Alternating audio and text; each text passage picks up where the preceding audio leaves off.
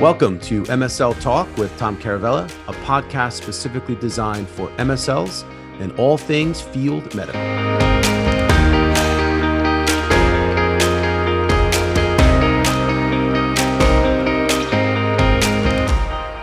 Hey guys, welcome to the podcast. My guest today is Todd Wanstrat, Senior Director of Field Medicine, and we talk about managed care MSLs, past, present, and future. Awesome discussion, really insightful. Don't forget to follow us on YouTube and Instagram and LinkedIn, of course. So thanks for joining me. Hey, Todd, thanks for joining me. How you doing today, buddy? Very well, Tom. Thanks for having me. A really important topic we're going to discuss today. I'm so excited, man. I have to tell you, this is one of these topics that just keeps coming up. And I don't think people really have a full grasp or understanding of the managed care, managed market side of the industry and how it all comes together and why it's so important. So thank you so much for joining me. You're welcome. And not to jump into it, but let's jump into it because I'm really excited to hear your take. Yeah. Let's start. I think the best place for us to start is with a historical perspective. You know, what is managed care, managed markets, access? What does all this mean? How does it all come together and why is it so important? Well, Tom, I got to take you back a number of decades. I've had over 20 years of experience, 22 now, in medical affairs and leadership positions, and another 10 or so in clinical practice. And this position's been developing since the 80s. So broadly defined, managed markets, managed access is anybody that pays the bills. So that can go from your traditional health plans like the Aetnas of the world that have been bought by CVS recently, Cigna, all those plans you know and love that take care of your insurance needs, your healthcare needs. But it also defines a lot other customers. It could be the PBMs like CVS. It can be the federal system, so Medicaid, Medicare, the DOD, VA. It can also incorporate into other type customers such as oncology networks that look at value, group purchasing organizations that use their bulk to purchase drugs at a lower price. All these different customers really encompass what we call today managed markets or managed access in the US. Got you. Before we go further, I mean, I just jumped right into it. I apologize, but I know you have an amazing background in managed care. You also have 20 plus years of experience in medical affairs leadership. So give us a quick overview of who you are and where you're from. Sure. and what you do. So we jumped right past that. We're going to get back into managed care, but we kind of jumped right past the intro. So I apologize for that. Just go for it. Not at all. So essentially I started my career as a clinician in pediatrics and neonatology and got involved with health outcomes and health economics, what we consider now HEOR, nowadays what we call, and got so interested in it that I brought it from the clinical setting, the academic setting into industry, and actually was one of the first managed care MSLs in industry. It was the late 90s when we started this at a particular company, and it's grown over the years. So my background encompasses clinical experience, academic experience, but also coupled with a deep knowledge of HEOR and a deep knowledge of the managed market customer. I was a customer for a number of years and had my own company in the area and transferred over into industry because I thought I could do more good with more people. And so it's been a slow development. We actually started what you would consider a managed care MSL a little bit in the early 90s when we said, wow, there's other customers out there other than key opinion leaders, other than prescribers, other than a hospital, pharmacist. And we really felt that it was important to expand into the areas because they dictated therapy. They facilitated therapy. It's all about two things, Tom, here.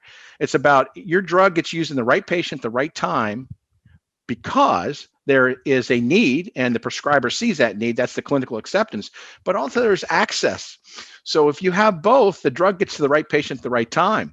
But if you don't have the access, you can't write the drug. If you're a prescriber, you tend not to use it. So you need both to really have that balance. And that's what we discovered back in the 90s when we started this long journey, which has been a fabulous journey, by the way, since the middle 90s or so.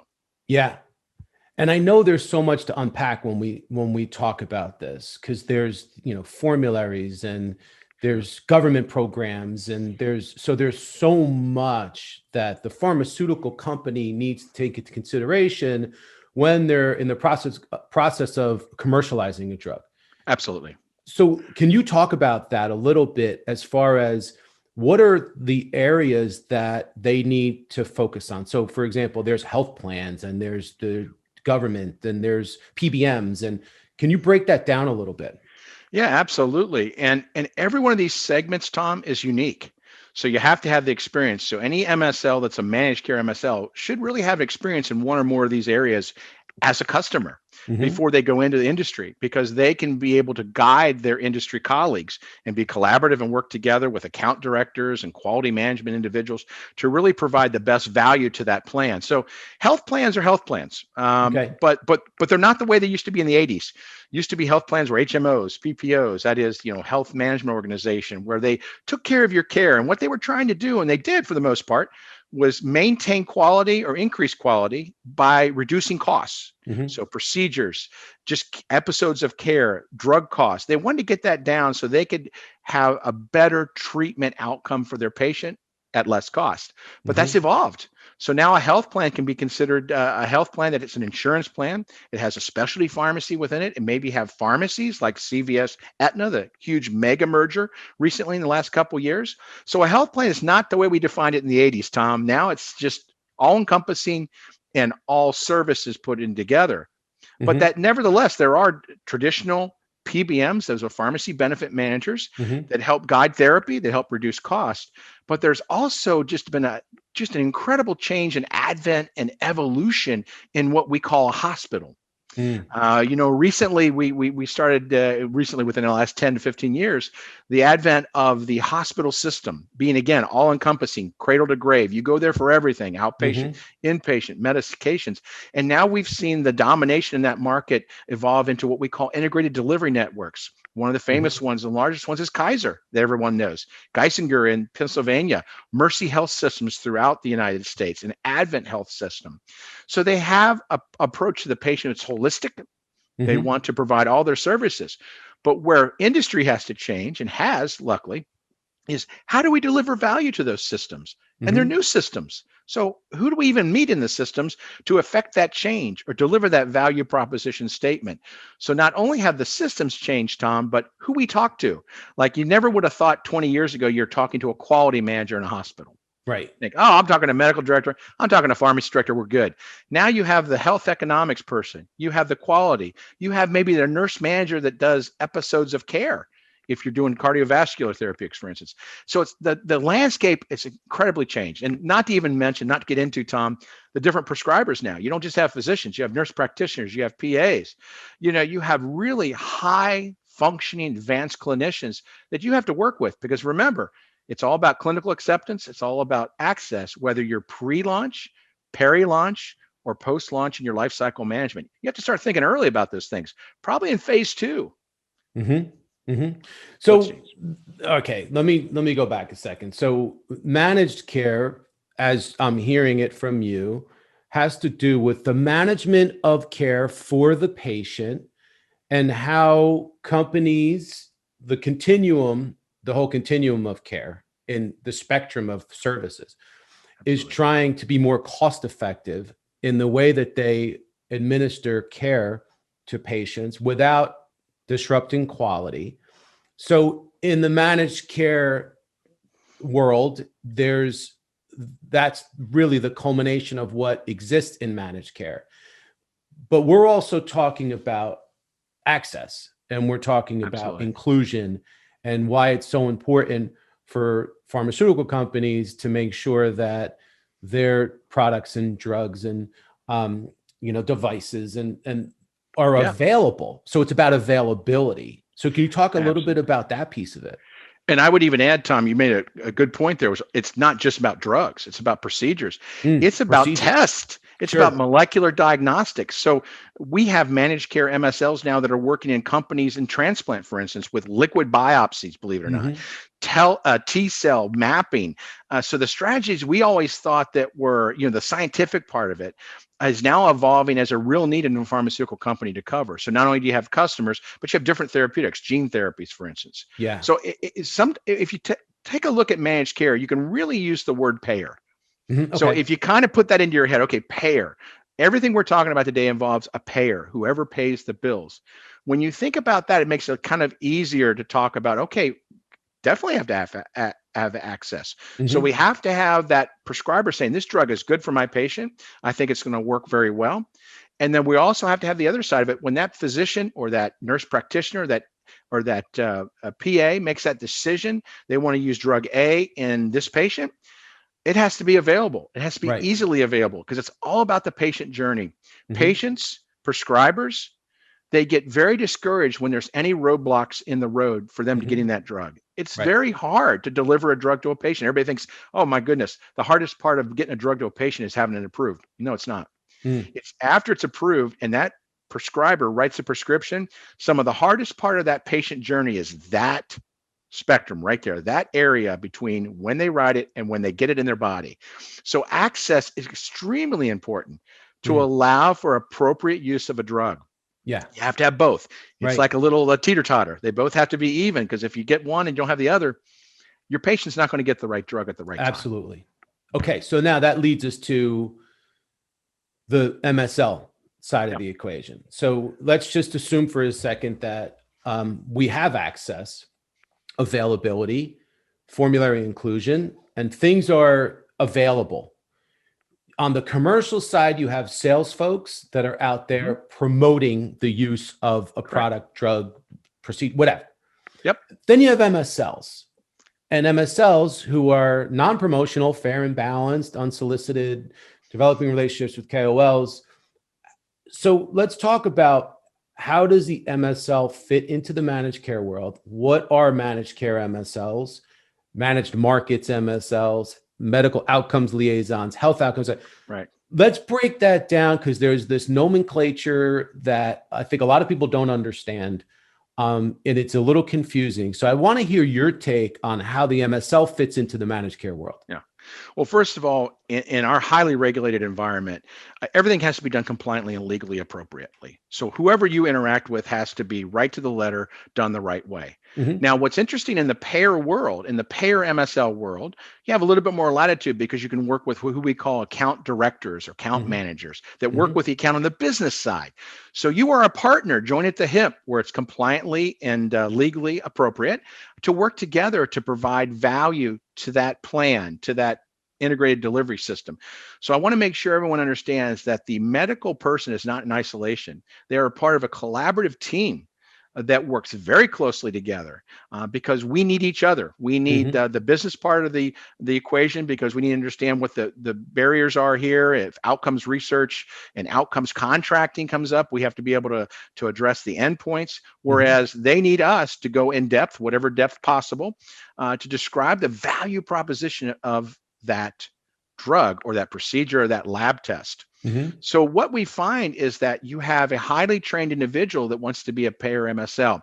The names are subtle difference, and sometimes you involve a field payer MSL and more health economics research, and maybe they have that as a part of their job. Mhm. Nevertheless, even if they don't have it as part of their job, they have to understand deep knowledge of how health economics affects the value proposition of a drug and how to communicate that. Sure. You have to have the business, you have to have the business environment overview, Tom. You got to know who you're going to see. You got to know their business model. You can't walk into a Department of Defense military treatment facility and not know how the military works and how drugs are utilized to preserve force preparedness. You have to know the terms. You have to know the nomenclature. So you Mhm. have to know a lot about the landscape, a lot about H&R, and certainly about your drug and how it fits in to the armamentarium. So it's all about finding the fit of the drug, supporting it with the value proposition. And you have to be aligned with your internal medical directors, your therapeutic MSLs. You might get a physician in a that's a specialist in, let's say, multiple sclerosis in a plan, and they want to go a little bit deeper into it. Traditionally, therapeutic MSLs are those partners that do that, whereas payer MSLs tend to stay a little bit more on the surface there, and they're more broad than Mm. deep. They're usually trans-franchised. So you have to be very nimble and you have to have experience in different therapeutic areas, Tom, because you're going to, as a company, have, if you're a bigger company, you might have 10 therapeutic areas. You might cover that much as a Wow. payer MSL. So you have to know the environment. You have Right. to know H&R. You have to know value proposition. You have to work collaboratively. But then on top of that, you have to be really have a general understanding of the therapeutic areas and where your product fits. That's really important. So you can be an MSL, be a PhD, a PharmD, an MD, a nurse practitioner. The degree doesn't matter. What matters is your experience and your dedication to that promotion of the value proposition. That's really what makes a great payer MSL today. So would you say the main difference between a therapeutic MSL and a managed care MSL is the customer base, the client base of who they're going to be calling on? Absolutely, different client. Now that doesn't mean that I haven't called on KOLs, a physician, Mhm. because an MSL and I might be collaborating. Maybe that physician is on the P&T committee of a particular health plan. We want to make sure that they have all the data they need and talked about in an appropriate manner. So we may collaborate. But in general, you're right. The payer MSL has the payer customers, and the therapeutic MSL has our traditional prescribers, our Mhm. traditional thought leaders, our academic thought leaders. But nevertheless, we do cross over and collaborate quite Mhm. frequently, actually, more than people would think. And so it's very important to have that collaborative nature. But that's one of the big differences. The other big difference is that you're looking more at the value proposition, the total package of the drug. It's like going in, when you go into a customer, Tom, it's like going into a bank. You're going to make a deposit or a withdrawal. What I mean by that is, you're going to give that customer something of value, kind of put Mhm. the drug in perspective, where the positives are, where the data lies, where the unique features are. And if you don't always provide that deposit, and you just go in there and you don't provide value, you're reducing your bank account. When that gets to zero, Tom, that customer doesn't want to see you anymore. You're done. You're It's done, done. and you're done with everything you could do positively for your company, for the patient, for the prescriber, for the health plan. So Until you you can have to make make another deposit. Absolutely. You have to come with something they need. So that's a little different too. Although, hey, KOLs want value too. They want their MSLs telling them about the newest data, what happened at the meeting they didn't get to be at, how their drug fits into their armamentarium in their practice. So Mhm. it's not so much different. It's just a little different customer and how you have to utilize that value proposition to dictate the data you're going to present and how you present it. So let's talk about that for a second. So the customer is different and the value proposition is different. So what might that look like? How is the messaging different? Is Yeah. it more are the discussions more economic in nature or they're more presentations? Like give me an Yeah. understanding of the day in the life of a managed care MSL versus a therapeutic MSL. One of my colleagues, who I consider the grandfather of payer MSLs, once said that as a payer MSL, you are paid for those momentary glimpses of brilliance in front of the customer. What he meant to say was that you have very little time with the customer to get what you need done. They're seeing maybe 100 companies that have 10 drugs apiece. That's 1,000 presentations. Mm, So we look to be very short, specific, and focused. We rarely get over 30 minutes to talk to someone. okay. So those hour, 2 hour meetings, they don't exist anymore. All right. And what we find is you have to be very focused on a few different areas. You have to be Mm-hmm. focused on their business model. Mm-hmm. You have to tell them how their drug fits into their armamentarium, their formulary. If you're talking about government systems, it's called a preferred drug list. It's not called a formulary. Military treatment facilities, they have a uniform formula. You have to make the case of why that drug fits where you think it fits. And that involves a little bit of efficacy, a lot of safety, and a lot of comparison on where it fits into the whole scheme of things of what's available, whether it be Mm. all generics or a lot of different brands. And that's what you have to do. So you have to do it very focused because you don't have a lot of time. If they wanted to come back and wanted to give you more time, Tom, great. But you should always plan for a very short presentation. Matter of fact, if you look at some of the kind of internal studies that were done, for 1 hour of interaction with a customer, it can take up to travel time, prep time, follow-up time afterwards, because there's a lot of follow-up. They ask questions, you got to follow up. You don't know all the answers. No one can. It may take almost to a day and a half to prepare for one appointment. So Wow. you may not have that many appointments. And going back to the value bank, you may only see somebody, a particular thought leader at a managed care plan, like a medical care, you may see them 4 times a year at the most. And you have to make your case, and you have to bring back data that's appropriate for them every time you do to build your case. Every time you go there, you may see somebody once. and you may not want to see them for 6 months because you made your case, it's gotten on formulary. You want to, just bring the newest data, and you don't have any new data, so you're not going to go see them. So it's a lot different than reach frequency model that you would see in sales and even in some areas in MSL. So the metrics don't apply always. It's more of a relationship building. It's more of a value. And that's how you've had to focus the presentations. They're laser focused. Some, I'll give you an example. Some individuals, especially the DoD, when you go see their pharmacoeconomic center, they don't want you to say one word about the disease unless it specifically applies to how your drug is being used. They don't want a long 4 or 5 slide presentation on multiple sclerosis or rheumatoid arthritis, what it is and why we care. They know that. They will flag you on, and that will decrease your value. So you have to know your customer. So it's usually where the drug fits and why. Prove it to me. Awesome. That's great info. So now it makes me think, now that we have an understanding of the historical perspective and what a managed care MSL does, what some of the differences are between managed care MSL and a therapeutic MSL, there's probably a lot of MSLs listening to this podcast today that are saying to themselves, well, you know what, Todd, that sounds pretty good to me. So how do I become a managed care MSL? What skills would you look for if you're hiring a managed care MSL? I would first of all see if you have customer experience. So maybe in your past, you've worked at a health plan, or you've worked at a hospital where you've been a part of an integrated delivery network, or you've been a previous DoD, a federal employee. You were actually uniformed services, medical services in the Navy, in the Army, in the Air Force, and Marines, Coast Guard, public health service. So we're looking, first of all, to see, do you have customer experience? That goes a long way, Tom. Now you might say, well, thanks, Todd. Well, I don't have that experience. What can I do? Well, okay, it's okay. Because as an MSL, you got all the tools there. You just got to sharpen them a little bit, certain tools.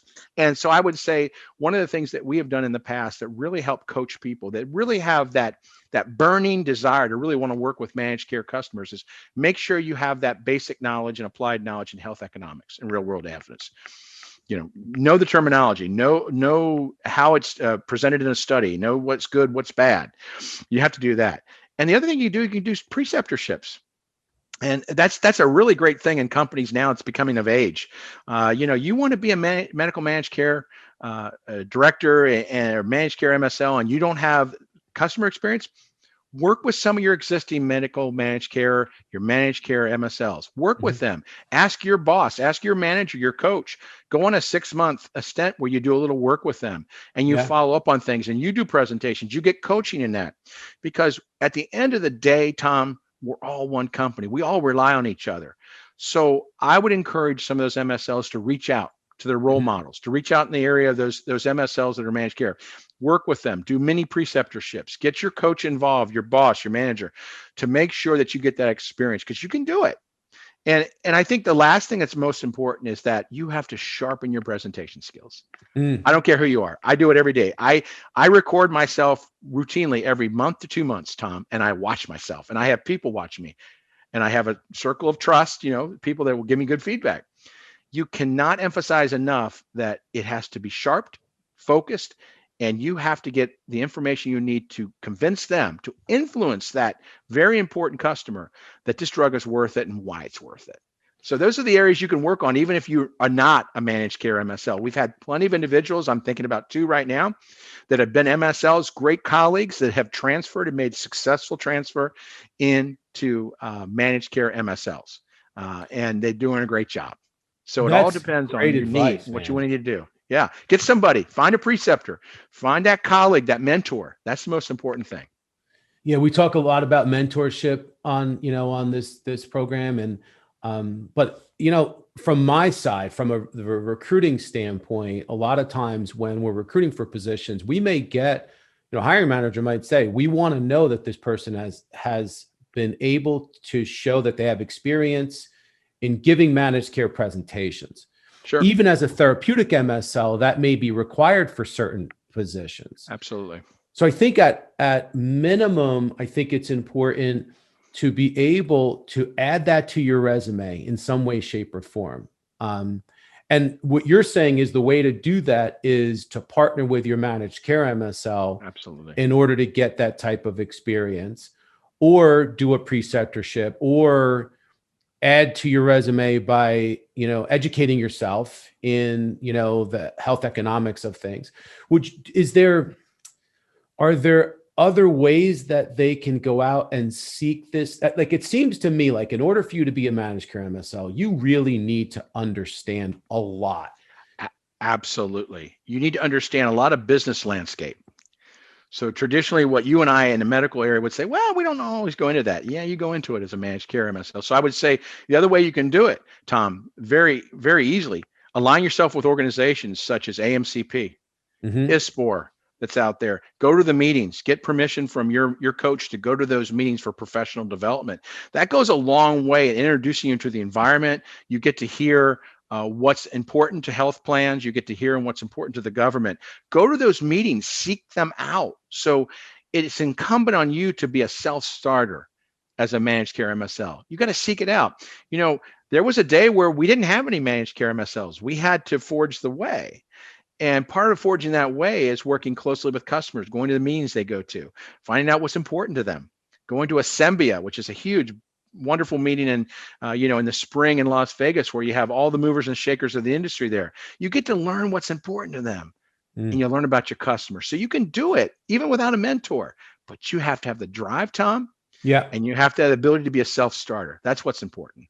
You got to raise your hand. If this is something you really want to do, no one's going to just bring it to you. You have to raise your hand. You have to ask for like you said, you have to kind of sign up for other things. You really do, Tom. I'm pretty good as a coach after 30 something years, but I can't read minds yet. Okay. So when I do coaching sessions, I ask people, and I know it's some people say it's an insulting question, but I think it's an informative question. I go, what do you want to be when you grow up? Because there's so many people say, Todd, I really want to do this. And here's what I've done so far. And can you help me? You'd be surprised how one question can help identify those individuals that have high potential. So you can't shut your mouth. No one's going to toot your horn but you. And you got to get out there and talk to people in the industry. You got to talk to people in your company and say, I want to do this. And I think I'm valuable. And here's why. Here's what I need. You got to be out there doing it, Tom. We all have to do that, but especially for payer MSL, you got to be out there and raise your hand. It's great advice. And it's funny you ask, what do you want to be when I always wanted to be a talk show host. Go figure. Well, you're doing a great job so far, Tom. So listen, as we wrap up, let's take a step back a second, because, you have 20 plus years of medical affairs leadership experience. You've been responsible for teams as large as 40 people. I don't want to end this podcast without asking you what advice you might be able to give to MSLs right now. Therapeutic MSLs. We talked a lot about managed care MSLs, but what advice do you have for therapeutic MSLs right now as we're getting through this COVID environment and people are looking to really make an impact, hit their numbers, be top performers, as we move into the second, what's now going to become the second part of 2021? Sure. I think the one thing that's kept me going, and a lot of my colleagues I talk with all the time, is you got to maintain relationships. You do whatever you have to do to maintain those relationships. I don't care if it's this Zoom or whatever other proprietary source. If it's email, if it's sending journal articles, or at least the connection for the reprints, to your top KOLs is, hey, I saw this interesting. I went to a virtual meeting last week. Whatever you have to do, Tom, to maintain the relationship is what it's all about. And I don't think that's just in payer MSL world. I think that's in therapeutic MSL world, because it's all about timing. And it's all about the relationship, no matter who you are. And I can tell you, over this last 20, 30 years, MSLs have only become more important to pharmaceutical firms. And I think where we need to improve, all of us MSLs in here, is to think what's possible, think out of the box. Who would have thought 20 years ago, Tom, we could have MSLs working in an area for a company that did diagnostic testing? Yeah. Nobody would have thought that. You don't have any drugs. So what? It's still looked at as a commodity, it's still looked at as a value proposition in the managed care environment, or even in the therapeutic environment, And so you have to think out of the box. So I would take this time, if you have some downtime, make sure you maintain your relationships, but start thinking more out of the box. That's really what's going to stimulate and keep our industry going. I just think therapeutic MSLs are never going to go away. They're only going to get more important. I don't think payer MSLs are ever going to go away. I think they're only going to get more important. But I think the more important we have to make sure we're collaborative with everybody. So it's not just customer relationships you got to maintain. You got to maintain your internal relationships with all your commercial colleagues. They're your best source of what's going on in the what's going on the landscape, and more importantly, they're your best supporters. So make sure you keep those internal relationships going as well. I'm in agreement. Relationships are key. Totally in agreement. And I appreciate this relationship. You're the best, man. I can't thank you enough for coming on. This was really insightful. I learned a lot. I'm sure a lot of people did. So thanks for taking time. You're going to have to come back. We're going to have part 2. I'd love to. I just think it's so important. And thanks for identifying this issue and bringing this out, because if people like you don't bring this out, we can't talk about it. We can't get that dialogue going. So thank you as well. Awesome, man. Well, thanks again. We'll talk soon. Have a great rest of your day. Okay. Bye-bye.